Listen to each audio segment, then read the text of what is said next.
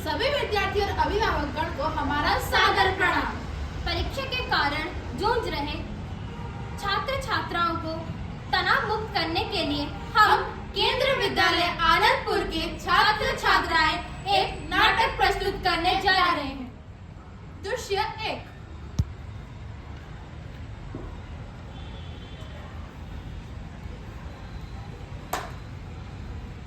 अरे राहुल, क्या हुआ? तुम इतने परेशान क्यों दिख रहे हो? जिया, परीक्षा सर पर है, मुझे कुछ समझ नहीं आ रहा है। मम्मी पापा की उम्मीदें, दोस्तों का प्रेशर सब मुझ पर हावी हो रहा है। अरे तनाव क्यों लेते हो? क्या तुमने प्रधानमंत्री जी का परीक्षा पे चर्चा नहीं सुना? उन्होंने तनाव से छुटकारा पाने के लिए कितने अच्छे तरीके बताए हैं। हाँ? सच? मुझे तो कुछ नहीं पता। दृश्य 2। अरे बेटा राहुल, तुम पढ़ाई में ध्यान क्यों नहीं लगा रहे हो? तुम्हारे परीक्षा आने वाले हैं। अगर तुम्हारे अच्छे नंबर नहीं आए तो क्या कहेंगे लोग, क्या कहेगा समाज? मम्मी पापा, मैं कोशिश तो कर रहा हूँ, लेकिन प्रेशर के कारण मैं सही से पढ़ाई नहीं कर पा रहा हूँ। आरती अंकल, क्या आपने प्रधानमंत्री जी ने परीक्षा पे चर्चा में क्या कहा था सुना नहीं? क्या कहा था?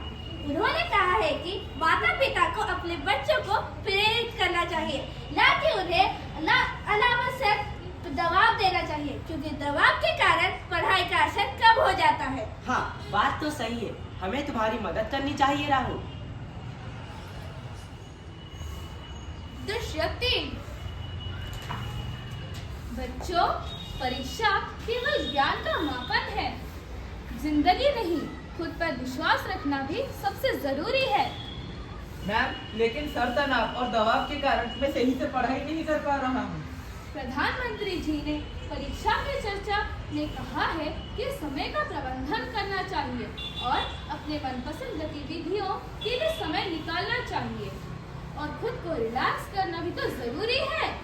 सही कहा आपने। राहुल, अब तो तुम समझ गए होगे। दृश्य 4।